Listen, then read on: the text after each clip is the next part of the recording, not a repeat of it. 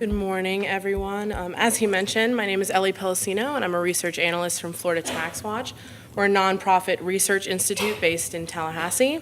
And I'm here today to talk to you a little bit about a report that we published in November of 2015 that looked into some of the challenges facing Florida's community-based child welfare system. Now, many of you, I'm sure, have firsthand either professional or personal experience with the child welfare system, so I'm not going to get too much into funding infrastructure, but I do want to touch on it just a little bit to set up the framework for the following slides. So, what you see here in blue is the recurring core funding for child welfare providers over the past couple of years. And when you look at it alone, it seems like funding has remained pretty stable for the last 8 years or so, and it has. But when you adjust it for inflation, which I've done in that red line, you can see that it's actually gone down by about 13%. And this is an important point to make because it points out that this stable funding is actually capable of procuring fewer and fewer services each year. And that's compounded by some of the increases in demand that we've seen following some policy changes in 2013. After looking at the funding, we also wanted to look into some deeper problems that might have resulted. What we found was a self-perpetuating cycle of issues rooted in this increased demand and limited funding. The first of the two large issues we discovered was workforce instability. With limited funding comes limited ability to expand the workforce to meet increases in demands, which for child welfare case managers means increased caseloads.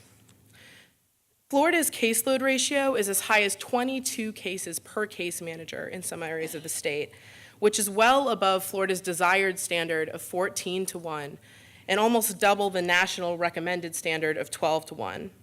And the problem with these high caseloads is that they often lead to burnout and sometimes even depression or stress disorders similar to post-traumatic stress with employees. So many case managers resign and they seek employment in other fields. And that leads to a pretty high turnover rate. In the state, the turnover rate among case managers alone is about 40%. And I want to imagine that 40% of your coworkers disappeared over the course of a year. Now up that to 80%, which is the turnover rate for certain regions in the area, and you can see that that could cause some serious process issues. And we did see those. The second issue we identified was insufficient service levels. Limited resources and increased demand also mean a disconnect between the number of youth in need of services and the number of services that are actually available to them. And this is true both for front-end services and for back-end services. Front-end services like in-home prevention that seek to mitigate some of the transportation issues that many of these children and families have when it comes to prevention services were identified as a critical unmet need by over half of child welfare providers in 2015. And on the back end, you see some of the same issues, which is the same service issues, which is particularly problematic for children with complex needs who require an entire continuum of resources. And that's particularly true for crossover youth who have dual involvement with the juvenile justice and child welfare systems, because a lot of them often suffer from behavioral health issues or have been subject to sexual abuse in the past. And these outcomes are bad for children. They delay child permanency outcomes. Just switching a case from one case manager to another case manager can reduce the likelihood of a child achieving permanency within 2 years from 75% to less than 18%. And basically, what that means is that it costs the state and its taxpayers a lot of their hard-earned tax dollars, and it's not being invested in things that are good for Florida's youth.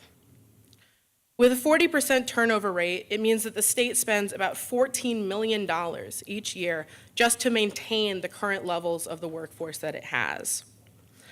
Insufficient services cost taxpayers a lot as well because the lack of prevention programs means that we're spending a lot of money on higher levels of involvement in the system. In-home prevention programs can cost as much as 40 times less and have been shown to prevent cases of child maltreatment and abuse in up to 98% of cases. For each child that we prevent from entering into the system, we manage to save the state $68,000. So finally, our recommendations in the report were, first, in addition to improved funding, of course, that Florida implements strategies that improve access to child welfare services at all stages of the system. Our analysis of programs in other states found that programs focusing on in-home prevention and programs that give case managers more flexibility to meet the needs of the families they interact with are the most effective. Second, we recommended that the state initiate programs that stabilize and provide opportunities to grow the child welfare workforce. This, especially on the back end, we want to be sure that case managers have the sort of emotional supports and program supports that they need to deal with workplace stressors. And that's all I have. And if you have any further questions or you'd like to learn more, our report is available on our website, floridataxwatch.org. And of course, if you have any questions in the future, please don't hesitate to reach out to me. Thank you.